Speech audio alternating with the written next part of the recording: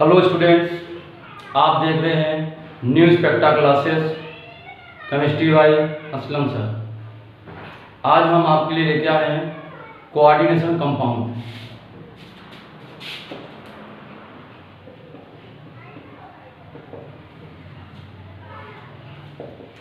Coordination compound उपसहसंयोजी यौगिक। देखिए, ये पूरा यूनिट कॉम्प्लेक्स कंपाउंड का है। इसमें सेंट्रल मेटल आयन, लिगेंड्स और जटिल यौगिकों की चर्चा होती है, जानकारी होती है। चलिए, सबसे पहले हम आपको इसमें बताते हैं, एक सिंपल सी बात देते हैं, सॉल्ट। सॉल्ट क्या? तो देखिए, जो हमारे लवण होते हैं, इन लवणों को हम कौन कौन से किस प्रकार से हम डिवाइड कर सकते हैं। तो देखिए, ध्यान रखेंगे, हमारे सॉल्ट में क्या होता है। एक तो होता है साधारण लवण, सिंपल सॉल्ट, जैसे NaCl, KCl, NaNO3 simple salt होते हैं। इसके दूसरे होते हैं मिक्स सॉल्ट, यानी मिश्रित लवण। तो मिश्रित लवण में हमारे दो धातु आपस में मिलकर ही लवण बनाते हैं, जैसे NaKSO4 sodium potassium sulphate.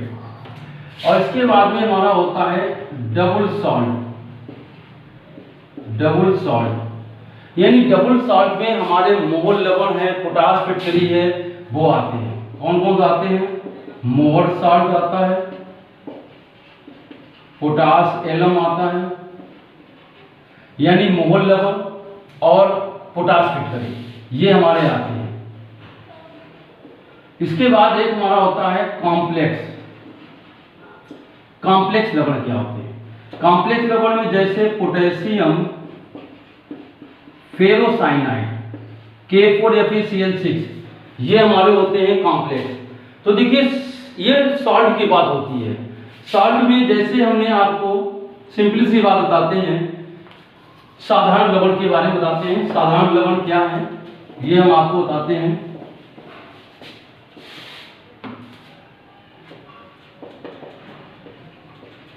Simple salt, साधारण लवण।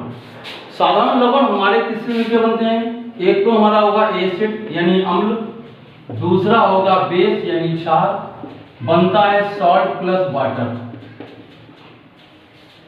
हम कह सकते हैं कि अम्ल और क्षार परस्पर, जब अम्ल और क्षार को परस्पर एक दूसरे से मिश्रित किया जाता है या एक दूसरे के साथ में आकर ये उदासीन होते हैं, उदासीन होने के बाद में क्या बनाते हैं?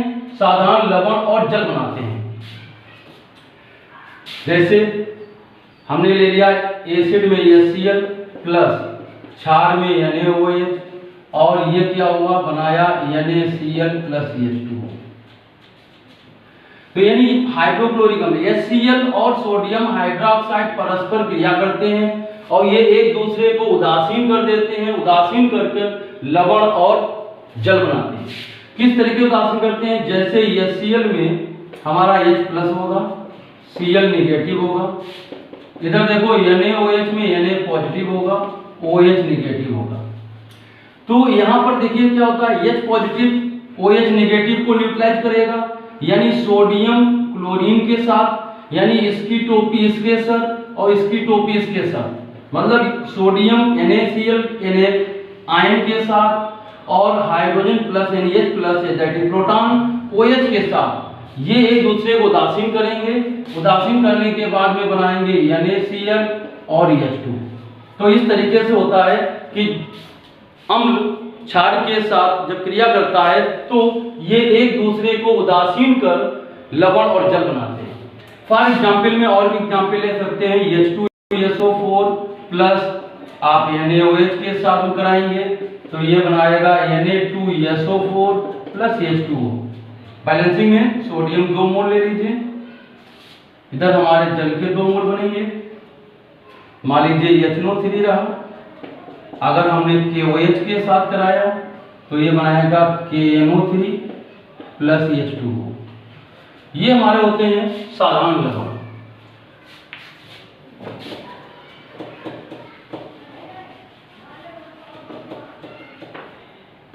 देखिए डबल सॉल्ट क्या है। डबल सॉल्ट इसे कहते हैं द्विग लवण। तो देखिए डबल सॉल्ट यानी द्विग लवण हमारे क्या होते हैं, सिंपल सी बात है। तो इसके लिए हम आपको थोड़ा सा बताते हैं। जैसे हमारा फिटकरी है, ये भी डबल सॉल्ट है। फिटकरी क्या है, ये द्विग लवण है। मोहल लवण है, ये भी द्विग लवण होते हैं, डबल सॉल्ट होते हैं। तो हम यहाँ पे आपको बताते हैं, जैसे एग्जाम्पल में फिटकरी K2SO4 इंटू Al2SO4 का होल थ्राइस इंटू 24H2O। दूसरा एग्जाम्पल देखिए, दूसरा एग्जाम्पल हमारा क्या है, मोहल लवण FeSO4 इंटू NH4 का whole twice SO4 into 6H2O।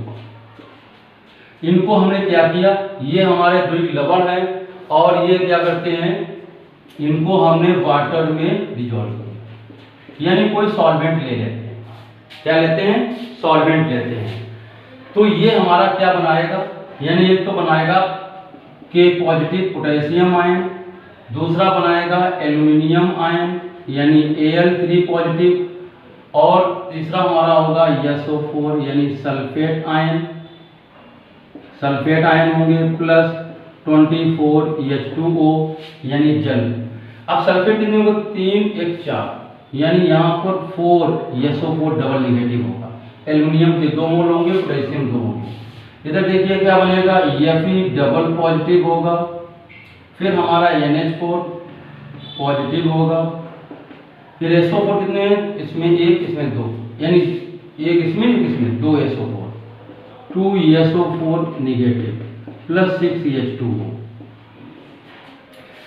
तो अब ये डबल सॉल्ट हमारे क्या होते हैं, जरा ध्यान देंगे। यानी कह सकते हैं ये हमारा क्या होता है, यानी आणविक यौगिक, यानी वे आणविक यौगिक जो ठोस अवस्था में स्थायी होते हैं यानी स्टेबल होते हैं, और इनके जलीय विलयन में, जब इसका हम जलीय विलयन बनाते हैं तो ये जलीय विलयन में आयनों में विभक्त हो जाते हैं, और आयनों में विभक्त हो जाते हैं यानी आयनों में टूट जाते हैं। टूटने के बाद में अपना अस्तित्व जो होता है वो खो भी देते हैं। तो ये हमारे डबल सॉल्ट कहलाते हैं। अब एक डबल सॉल्ट में देखिए क्या है, जो भी हमारे जितने आयनों से मिलकर बने हुए हैं ये सभी आयनों में टूट रहे हैं, सभी आयनों में क्या हो रहे हैं, टूट रहे हैं। तो एक बात हम यहाँ पर सिंपल से बात बताते हैं कि जैसे मान लीजिए हमने यहाँ लिया डबल सॉल्ट, डबल सॉल्ट लिया, इस डबल सॉल्ट में हमने क्या किया, एक लिया सॉल्वेंट, और इस डबल सॉल्ट को हमने क्या किया, इसमें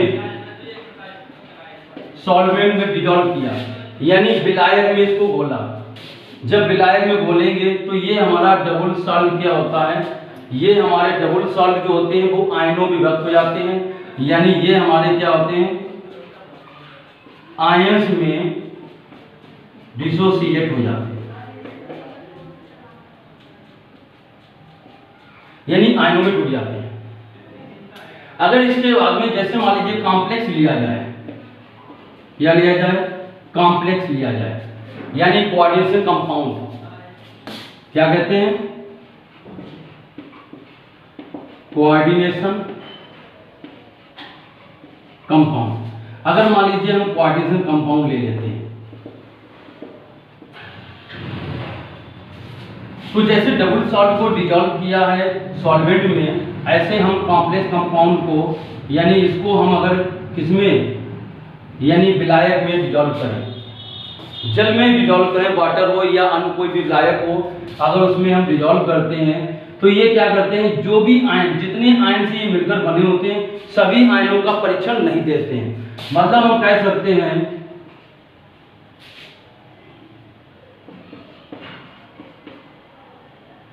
यानी इसमें क्या होगा, सभी आयनों, यानी डज नॉट आयंस यानी ये जो हमारे आयंस मिलकर बनते हैं उन आयनों में ये उन आयनों का परीक्षण नहीं देते हैं, यूं कह सकते हैं डज नॉट डिसोसिएट।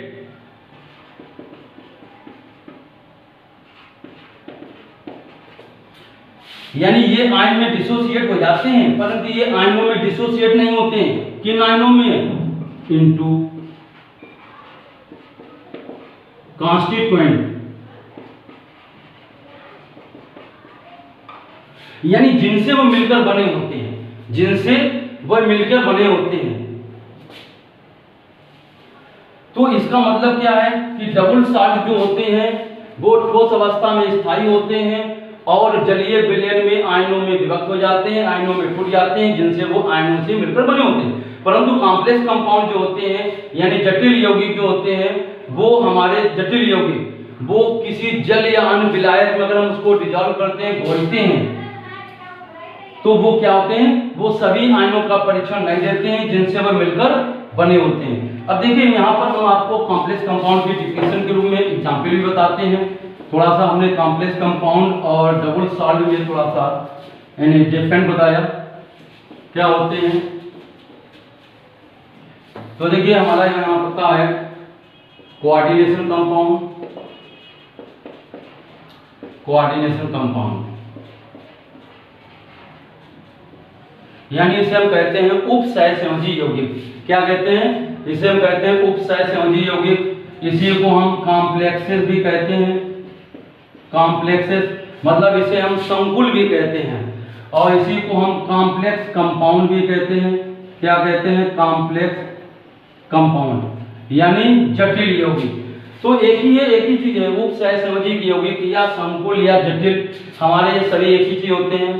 तो हम इसके जो कि क्या कहते हैं यानी वे आणविक यौगिक जो जल या किसी विलायक में घोलने पर, वे आणविक यौगिक जो जल या किसी विलायक में घोलने पर सभी आयनों का परीक्षण नहीं देते हैं जिनसे वो मिलकर बने होते हैं। जैसे सपोज दैट हमने यहाँ पे लिया है पोटेशियम फेरोसाइनाइड K4Fe का होल 6। अगर इसको हम क्या करते हैं यानी सॉल्वेंट लेते हैं, यहां पर हम वाटर सॉल्वेंट लें या कोई अदर विलायक लें, तो ये हमारा क्या देता है K4 पॉजिटिव देगा और दूसरा हमारा आयन देगा FeCN6 निगेटिव 4 माइनस। तो देखिए यही चीज बताया गया है। यानी कॉम्प्लेक्स कंपाउंड यानी कॉम्प्लेक्सेस क्या होते हैं? जल यानी किसी विलायक में बोलते हैं, सभी आयनों का परीक्षण नहीं देते हैं जिनसे वो मिलकर बने होते हैं। मतलब पोटेशियम आयन से मिलकर बने हैं, फेरस आयन से मिलकर बने हैं और साइनाइड आयन से। परंतु ये केवल दो ही आयन का परीक्षण देते हैं, पॉजिटिव आयन और निगेटिव आयन। तो ये इसका एग्जाम्पल भी कह सकते हैं कि पोटेशियम फेरोसाइनाइड को जल या अन्य किसी विलायक में घोलने पर ये सभी आयनों का परीक्षण यानी K पॉजिटिव या फिर डबल पॉजिटिव Cn नेगेटिव आयनों का परीक्षण नहीं देते हैं, बल्कि K4 एक K पॉजिटिव तथा FeCN6 4 नेगेटिव आयन का परीक्षण देते हैं। तो ये हमारे होते हैं कोऑर्डिनेट कंपाउंड यानी उपसहसंयोजी यौगिक। अब देखिए उपसहसंयोजी यौगिक के बाद में हम आते हैं सेंट्रल मेटल आयन, केंद्रीय धातु आयन। किसके बाद आते हैं? सेंट्रल मेटल आयन यानी कहेंगे केंद्रीय धातु आयन। तो देखिए केंद्रीय धातु आयन हमारे होते क्या है? जैसे मान लीजिए हमने यहाँ पर एग्जाम्पल लिया है FeCN होल 6 माइनस 4। इधर हमने ले लिया है Cu NH3 का होल 4 डबल पॉजिटिव। तो देखिए इसमें हम आपको बताते हैं, सिंपल सी बात है, ये हमारा जो है यहाँ पर सेंट्रल मेटल आयन क्या है? सेंट्रल मेटल आयन है Fe डबल पॉजिटिव। इसमें हमारा सेंट्रल मेटल आयन जो होगा वो क्या होगा? Cu double positive. अब इसको हम डिफिनेशन के रूप में डिफाइन करेंगे तो हम क्या कहेंगे? हम तो ये कहेंगे कि वे धनावेशित आयन, इनके लिए कहेंगे वे धनावेशित आयन जो एक या एक से अधिक उदासीन अणु या निगेटिव आयन यानी एक या एक से अधिक उदासीन अणु या निगेटिव आयन से जुड़कर या मिलकर कॉम्प्लेक्स आयन का निर्माण करते हैं। उन्हें क्या कहेंगे? कॉम्प्लेक्स आयन का निर्माण करते हैं, उन्हें कहते हैं सेंट्रल मेटल आयन। यानी इनके लिए कहा गया ये हमारा होता है सेंट्रल मेटल आयन। तो देखिए सेंट्रल मेटल आयन के बाद में हमारा आता है उपसहसंयोजी संख्या।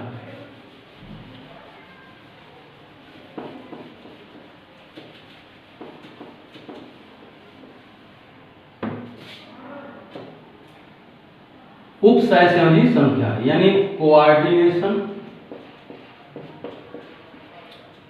नंबर।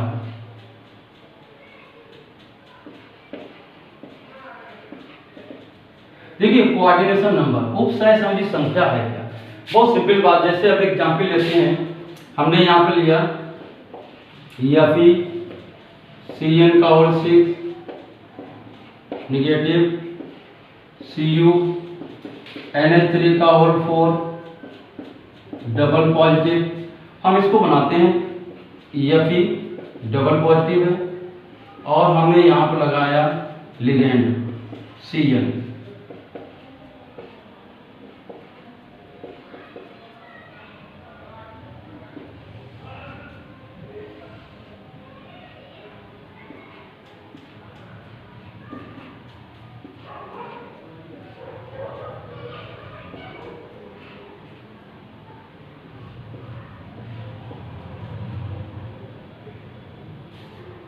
इसका मैं यहाँ बनाया Cu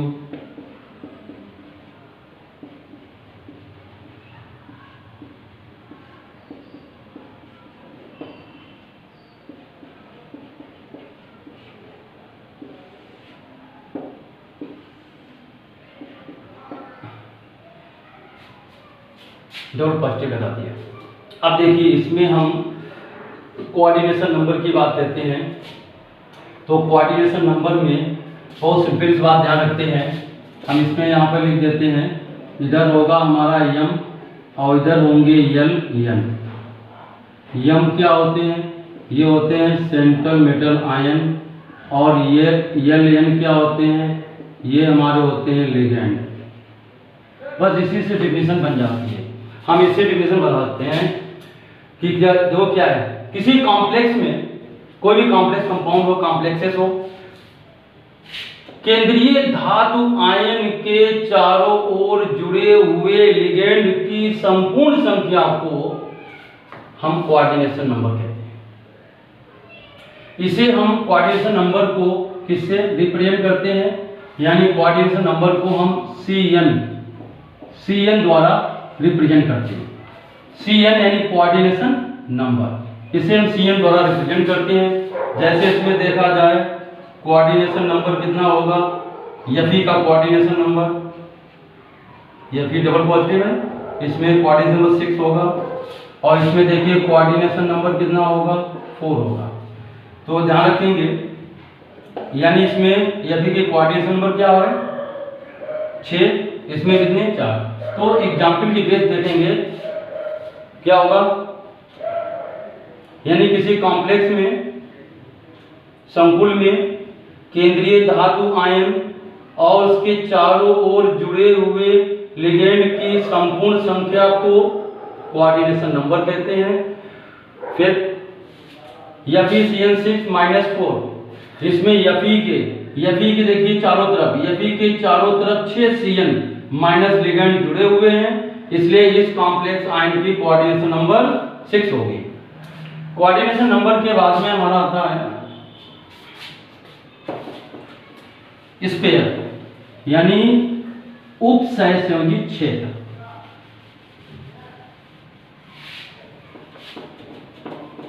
उपसहसंयोजी क्षेत्र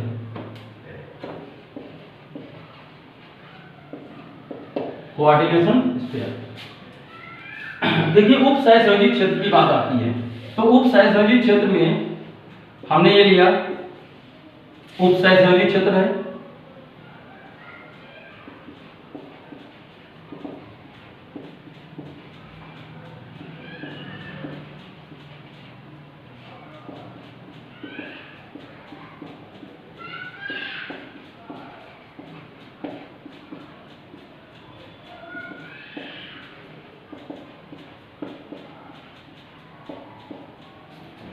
और ये इधर हमारा जो है पॉजिटिव आयन होंगे, इधर ये हमारे निगेटिव आयन, हम इनको काउंटर आयन कहते हैं।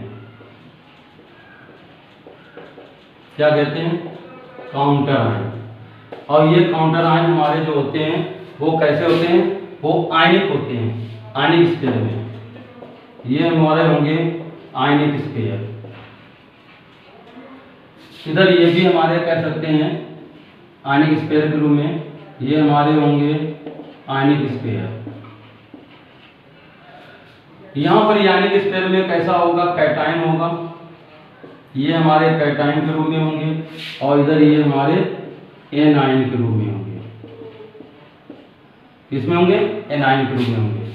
तो इस देखिए, अभी इससे पहले हमने आपको कोऑर्डिनेशन नंबर में बताया था कि बड़े कोष्ठक के अंदर जो हमारे होते हैं वो केंद्रीय धातु आयन होते हैं और लिगेंड होते हैं। कौन होते हैं? केंद्रीय धातु आयन और लिगेंड। तो उपसहसंयोजित क्षेत्र के बारे में अगर बात करेंगे तो हम कहेंगे कि केंद्रीय धातु आयन और उनसे जुड़े हुए लिगेंड को बड़े कोष्ठक के अंदर लिखा जाता है, बड़े कोष्ठक के अंदर लिखा जाता है, जिसे उपसहसंयोजित क्षेत्र या प्रथम उपसहसंयोजित क्षेत्र कहते हैं। और देखिए, बड़े कोष्ठक के बाद वाले जो भाग होता है ये हमारे कहलाते हैं, इसे हम कहेंगे सेकेंड स्पेयर ऑफ कोऑर्डिनेशन, यानी इसे हम कहते हैं द्वितीय उपसहसंयोजित क्षेत्र। तो ये हमारा जो है उपसहसंयोजित क्षेत्र के बारे में हुआ है। अब उपसहसंयोजित क्षेत्र में इसमें भी आपको जो है जो सबसे पहले कॉम्प्लेक्स यानी उपसहसंयोजित क्षेत्र से पहले जो होगा वो हमारा जो है कैसा होगा? कैटायन होगा, यानी पॉजिटिव आयन होगा। इसके बाद ये निगेटिव आयन होता है कोष्ठक के बाद में उपसहसंयोजित पदार्थ में। अब मेन चीज ध्यान रखेंगे, ये दोनों आयन कभी एक साथ नहीं रह सकते हैं, इस चीज को ध्यान रखना है। कोई एक आयन, यानी या तो हमारा पॉजिटिव आयन होगा तो कॉम्प्लेक्स आयन के साथ होगा, कॉम्प्लेक्स आयन होगा तो निगेटिव आयन के साथ होगा। ये दोनों आयन एक साथ नहीं रहते हैं। इसके बारे में हम थोड़ा सा आपको जानकारी देते हैं।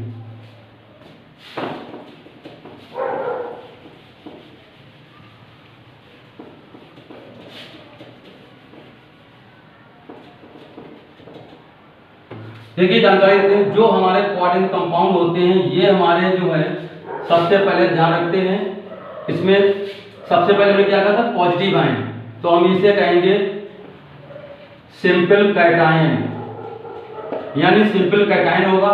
जो हमने अभी यानी इससे पहले अभी उपसहसंयोजित क्षेत्र के बारे में बताया था, इसी तरीके से हमारा ये था, ये हमारा क्या था? कैटायन था, ये हमारा एनायन था, और ये हमारा क्या था? उपसहसंयोजित क्षेत्र था। तो देखिए, सिंपल कैटायन होगा प्लस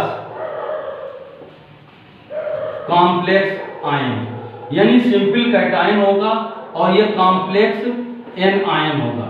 यानी इसको अगर हम पॉजिटिव कहेंगे तो ये हमारा निगेटिव होगा। इसका दूसरा देखिए क्या होता है, अगर हमने इन दो के बीच बात की तो ये पॉजिटिव बनेगा, ये निगेटिव बनेगा। तो इस पे यहां कहेंगे कि कॉम्प्लेक्स कैटायन, कॉम्प्लेक्स कैटायन, और दूसरा क्या होगा?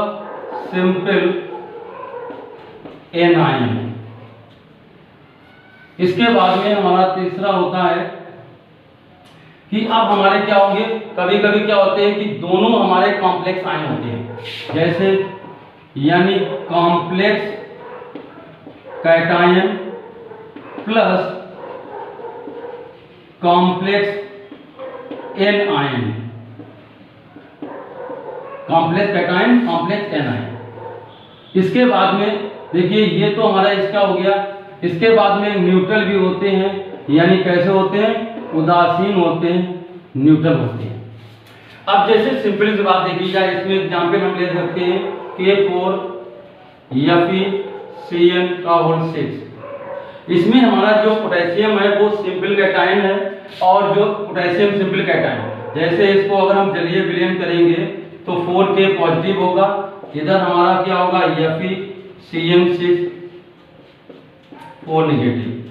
तो इसमें अगर ध्यान देंगे तो ये पोटेशियम जो हमारा है वो कैसा है, सिंपल कैटायन है, और ये कैसा है, कॉम्प्लेक्स एनायन है।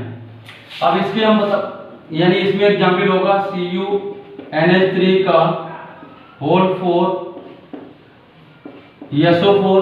अगर हम इसको एक कोई जलीय विलयन बनाएं, एक को सोल्यूशन लाएं, तो देखिए इसका हमारा क्या होगा, इसमें होगा CuNH3 का होल 4 पॉजिटिव, और इधर हमारा होगा SO4 निगेटिव के रूप में। तो ये हमारा कॉम्प्लेक्स कैटायन बनेगा और इधर सिंपल एनायन बन जाएगा। फिर इसके बाद में देखिए हमारा ये कॉम्प्लेक्स कैटायन, यानी इधर हमारे इस तरीके से ये कॉम्प्लेक्स कैटायन बनता है और दूसरा हमारा कॉम्प्लेक्स एनायन बनता है, यानी कॉम्प्लेक्स कैटायन और कॉम्प्लेक्स एनायन बनता है। इसमें अगर एग्जाम्पल की बात देखी जाए तो इसका एग्जाम्पल जो है हम इधर बता देते हैं कि जैसे मान लीजिए दिया है Pt प्लेटिनम NH3 का होल 6, और इधर हमने दे दिया है Pt प्लेटिनम Cn का होल 6। ये जब हमारे बनेंगे तो इस पर हमारा क्या होगा, 3 पॉजिटिव होगा और इसमें हमारे 3 निगेटिव होंगे। ये यानी ये कॉम्प्लेक्स कैटायन होगा, ये कॉम्प्लेक्स एनायन होगा। इसके बाद में हमारा न्यूट्रल की बात हुई है। न्यूट्रल में जैसे NiCO का होल 4, ये हमारे न्यूट्रल होते हैं, यानी टेट्रा कार्बोनेट निकल 0। तो ये हमने आपको इसमें कोऑर्डिनेट कंपाउंड के बारे में बताया है। अब हम जो है इसके बाद में हमारा आता है लिगेंड के बारे में। किसके बारे में था, लिगेंड के बारे में। तो लिगेंड जो है हम अगले वीडियो में देंगे। अगर वीडियो पसंद आया हो तो चैनल को सब्सक्राइब कीजिए, लाइक कीजिए और शेयर कीजिए।